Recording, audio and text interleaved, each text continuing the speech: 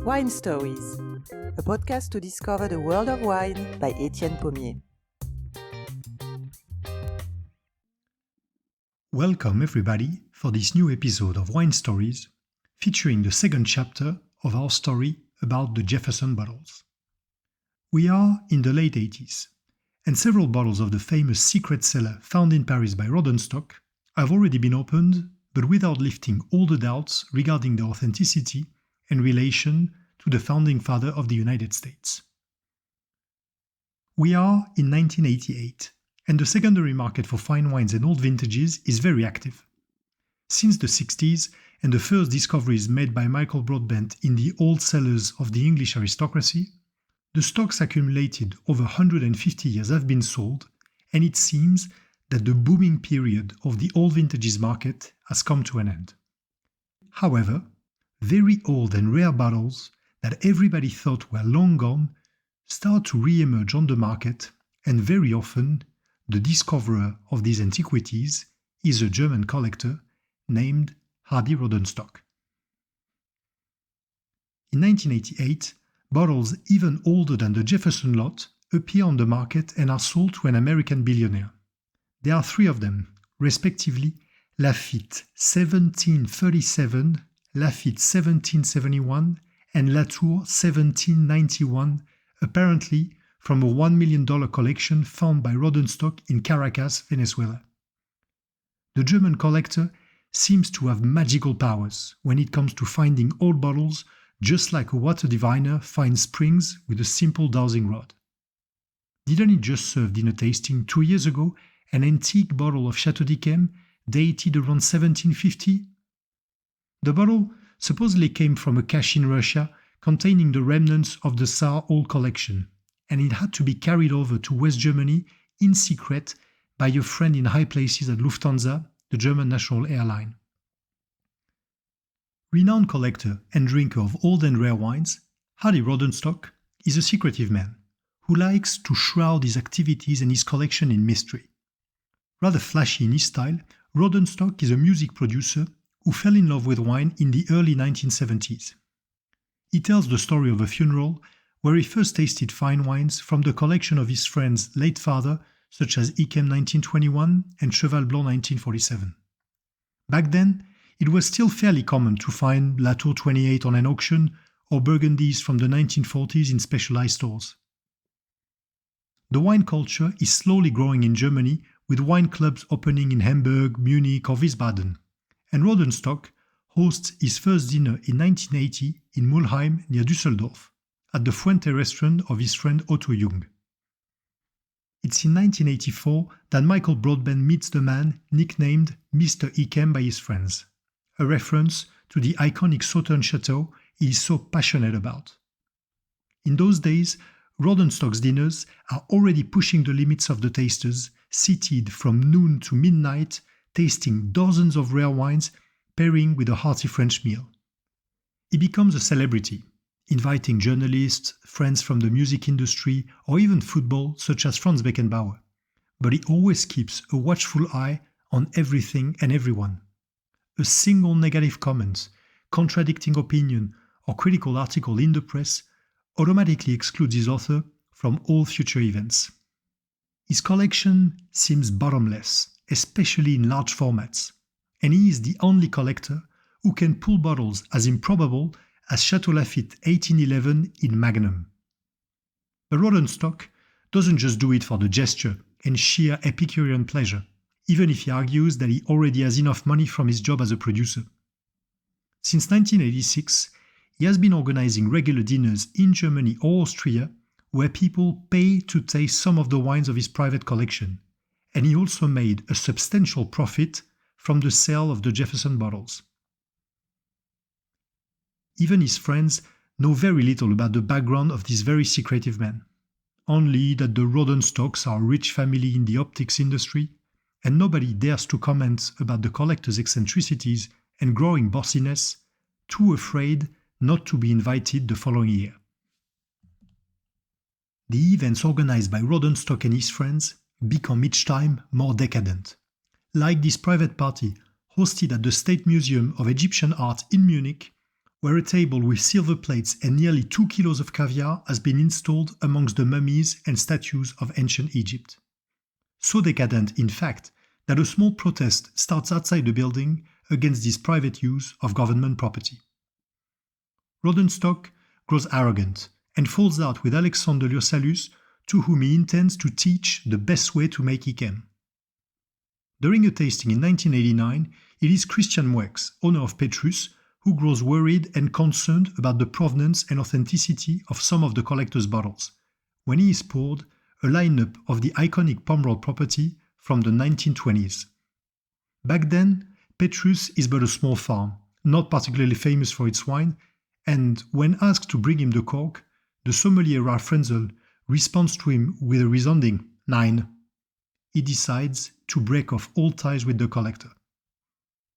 Even the other participants in these tastings wonder about the frequent whispering with his sommelier, as well as his ability to recognize in blind the wines even when the bottles don't show well. Some collectors who have bought wines from him also face problems, such as American Bipin Desai, who realizes opening an 1865 Mouton acquired from Rodenstock that the cork is clearly from a younger vintage that has been scratched and restamped. In another event featuring the wines of Château Pichon-Lalande in Pauillac, owner Méliane de Lancsin observes that the cork of a 1900 Magnum and an 1893 Double Magnum are different from everything she's used to. It would seem that the supposedly faultless collection of the famous German may contain some dubious bottles, and the collector has possibly been fooled. To such critiques, Rodenstock responds that it is nothing but jealousy, and attacks the so-called experts who don't know anything, and even the chateau owners who make comments on vintages so old that they don't even have any archives about them. On one side, Michael Broadbent and many European collectors still trust the German merchant. But on the other hand, more and more collectors become cautious, especially in America, where he becomes the target of mockery, such as this April Fool published in 1989 by the Wine Spectator, whose owner has bought one of the Jefferson bottles. $5.7 million bid for a red wine believed to have belonged to Julius Caesar. The ancient clay amphora, which bears the initials JC, was found in a bombed-out cellar in Beirut, Lebanon, by well-known West German collector Hardy Rodenstock. Michael Broadbent has verified the amphora as genuine and stated that it may well be drinkable. Only last year, I tried a 2,000-year-old wine from Crete, and although the color was somewhat faded and the flavors had dried out, it still retained a delicate bouquet of pine resin, ancient Roman sandals, and Minoan bull droppings.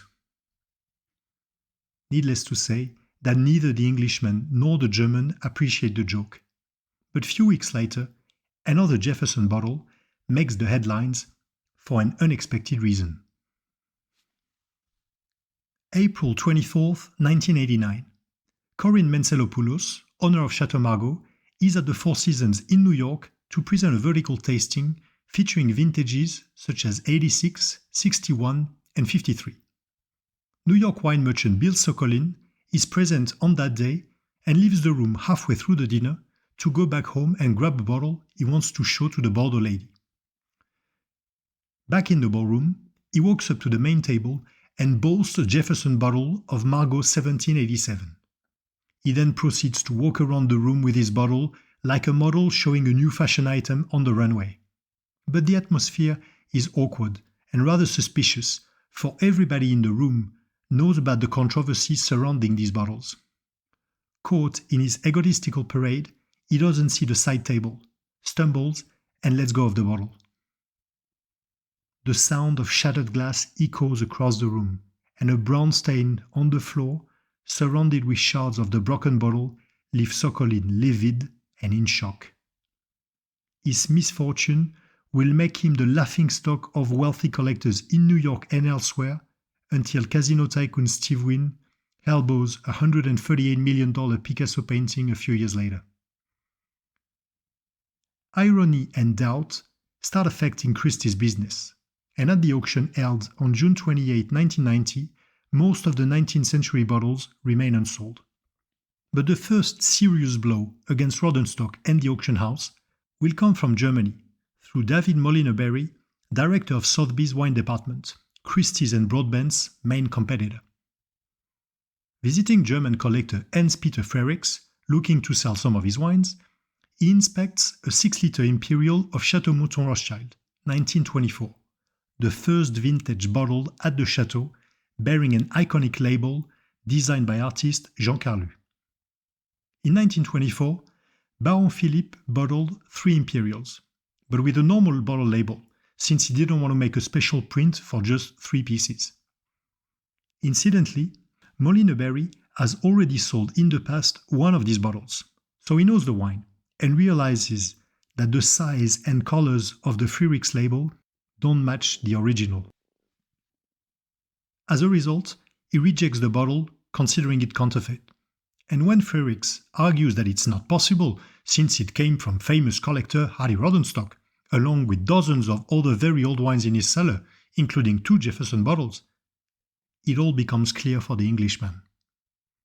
He started to doubt Rodenstock's sincerity when he sold him an empty bottle of 1900 cognac and a low-level 1929 TB at an auction, only to hear that the German merchant had resold these exact same vintages a few months later, except that the bottles were full. But looking at this Imperial, he has made up his mind. Rodenstock is a fraud. So when he discovers, a few months later, the same Imperial in a Christie's auction catalogue, he grabs the phone and calls Broadbent to tell him angrily, "How dare you? I am sure this is fake."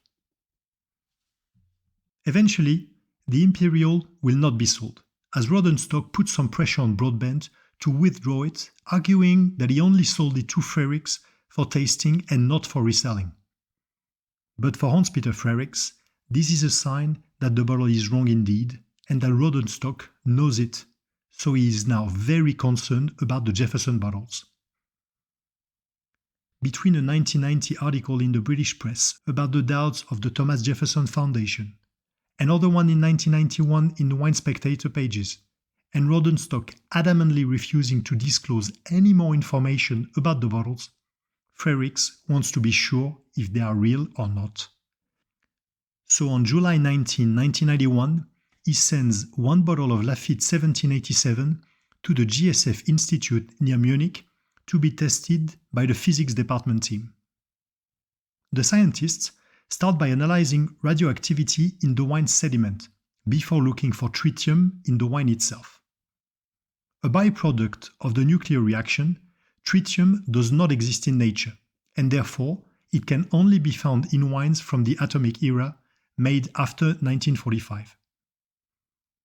Finally, the wine is also dated with carbon-14 tests. The lab takes nearly a year to verify and publish the results, but its conclusions are clear. While the sediments appear very old and free of any radioactivity, both tritium and carbon-14 tests show markers of a recent vintage, possibly 1962. As a result, the story of a 1787 bottle that has slept for 200 years in a hidden underground cellar cannot be true. Following the publication of the report, Hans-Peter Frerichs holds a press conference and calls out Harry Rodenstock as the #1 wine forger of all times. After the press conference, Rodenstock's reaction comes swiftly. He sues Frerichs for libel and tries to discredit the GSF Institute, suggesting that the samples have been tampered with in order to damage his reputation. To the newspapers attacking him, he sends dozens of angry letters and faxes, sometimes even using aliases. When someone had doubts about the taste of his wines, Rodenstock would typically brush off the critics, using his reputation as a seasoned taster of very old wines. But against scientific measures, what can he do? He decides to fight back on the same ground and sends a bottle of Lafite 1787 to the ETH laboratory in Zurich, led by Dr. George Bonani, who has dated the Shroud of Turin. Without proving that the bottle is from 1787, and obtaining a more recent dating, Bonani's tests don't find the 1962 markers. And for Rodenstock, that is enough to prove that the wine is genuine. So he gives many interviews to relay the information, and numerous media publish the news even though the Zurich tests don't prove anything. As a matter of fact, in his case of libel against Frerichs, the Munich court finds Rodenstock guilty of adulterating wine or knowingly selling adulterated wine on December 14, 1992.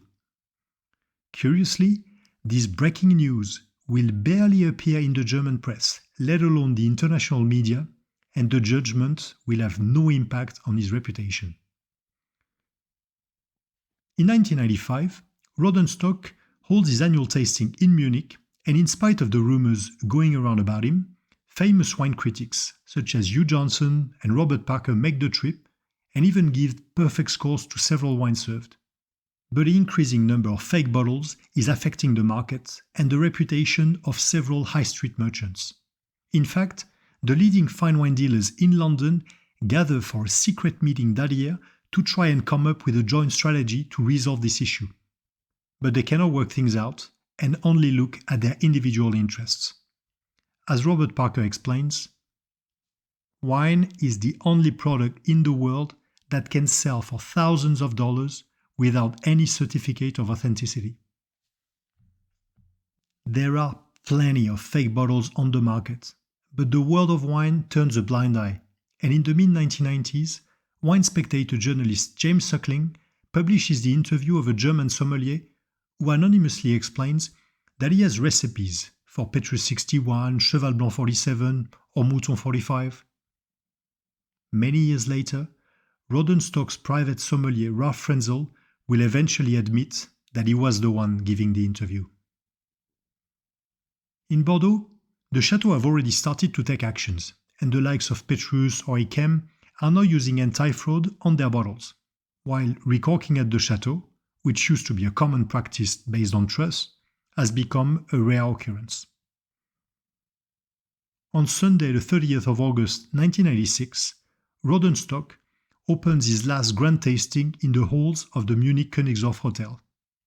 He wants this event to be spectacular, so he has invited Italian tenor Andrea Bocelli for a private concert to open a 3-day marathon tasting of 125 vintages of Chateau d'Yquem, closing with the 2 Jefferson vintages, 1784 and 1787.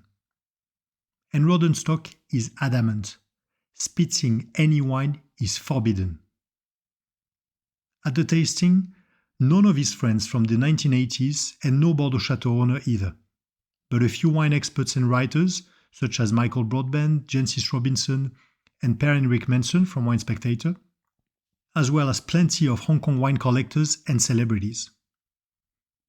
When Rodenstock pours the last 2 wines, the comments across the room are laudatory. But this grand finale feels like the end of an era.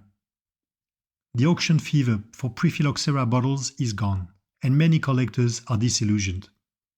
As for the Jefferson bottles, Rodenstock had told to his friends and written to the Virginia Vine Growers Association in 1985 that he had found 24 bottles. Yet, counting all the bottles already sold or open for tastings, including the ones from 1986, it sums up to 25. And when Jancis Robinson asks him again exactly how many bottles did he find, Rodenstock casually responds, around 30. Among the buyers of these controversial bottles, the biggest one is American billionaire William Corr. Born in a Midwest family whose wealth comes from the oil industry, this 60-year-old Michael Caine lookalike has bought 4 Jefferson bottles through London merchant Farr Vintners. In May 2005, an exhibition titled The Many Collections of William Corr is organized at the Boston Museum of Fine Arts, and the Jefferson bottles are due to be featured. But amidst the growing doubts about these bottles, Corr doesn't want to take any chances for his reputation, in case they are not what they seem. So he hires former FBI agent Jim Elroy to investigate.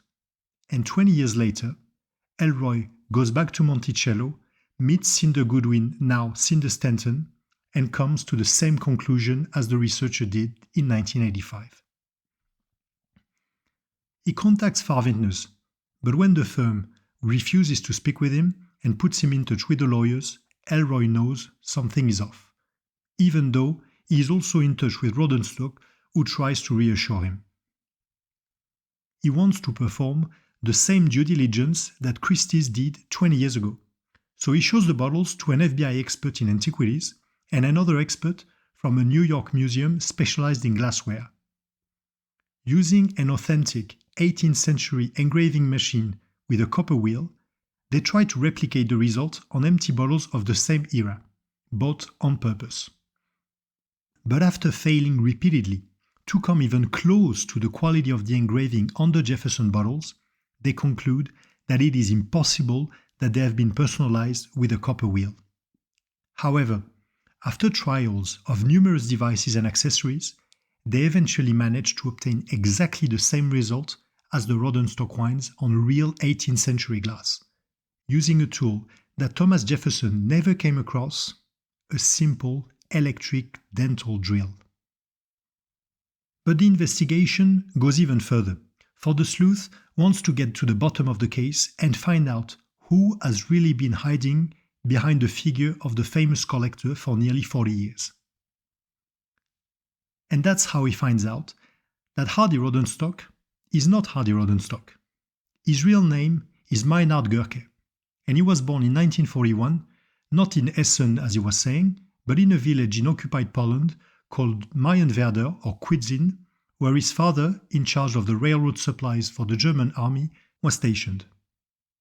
In 1945, the family moves to Essen, where Meinhard spends an unremarkable youth before marrying a hairdresser named Gisela that gives him 2 sons.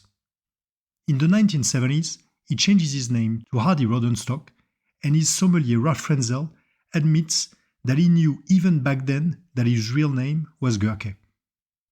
The detectives even find his brother, his mother, as well as his former partner.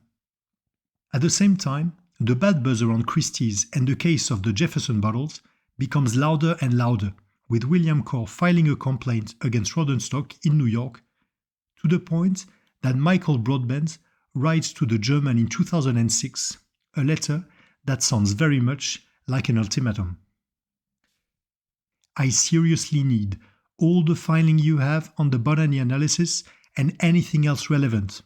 It is important that I produce the evidence again, for your reputation, Christie's, and mine is at stake.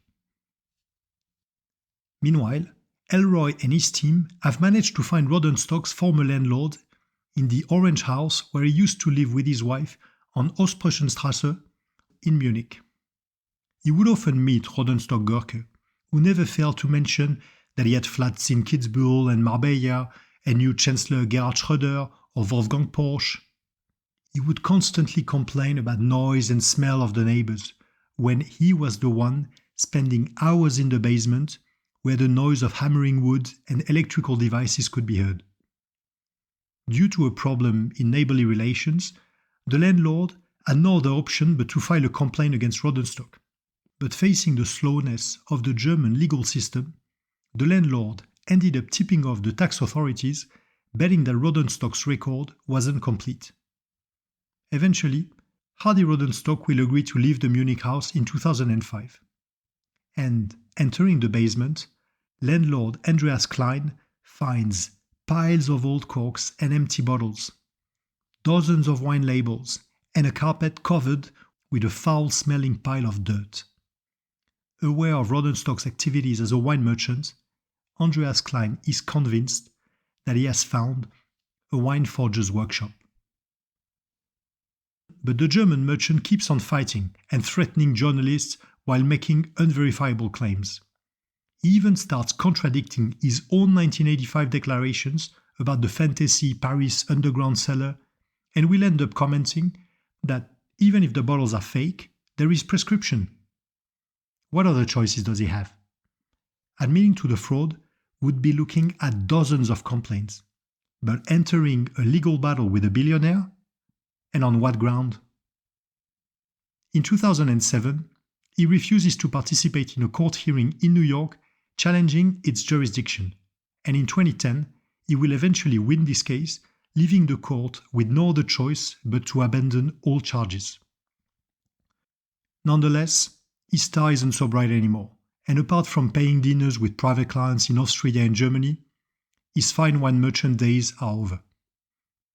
If he could easily fool an unsuspecting client in the 1980s and 90s without many people knowing, now with internet, the news spread fast and freely, and his reputation in the wine industry is done. On May 19, 2018, Meinhard Gerke, aka Hardy Rodenstock, dies in the Bavarian village of Oberhaudorf near the Austrian border. At the turn of the century, Bordeaux chateau owners like Christian Wex say their relief that the scandals is finally unveiled. Merchants like Farvintners say that they have only taken a commission on the sales without guaranteeing any authenticity, and some critics, like Jancis Robinson, admit that they could have smelled a rat. On the other hand, Michael Broadbent has always defended the Jefferson bottles, and he was still speaking out against a witch hunt in 2010, arguing that all would have been fine if only Rodenstock had agreed to tell the whole story of the bottles. Deeply affected by this case, casting a shadow on 60 years of an otherwise exceptional career, he died on March 17, 2020. One might have thought that such an extraordinary case that upset the world of wine and fueled conversations in the industry for decades could have had a beneficial impact on a sector committed to solve the matter of counterfeit wines once and for all. Unfortunately, that did not happen. And not only it didn't happen, but numerous merchants and experts, sometimes the same ones, will make the same mistakes in the spring of 2008 while the Rodenstock case is still in proceedings in New York. A Burgundy producer storms in the middle of an auction in New York asking for 100 bottles from vintages never made by his family domain to be withdrawn from the sale. 2 days later, he meets in a Manhattan restaurant with the auctioneer and the consignee of the bottles, a 30-year-old Indonesian named Rudi Kurniawan.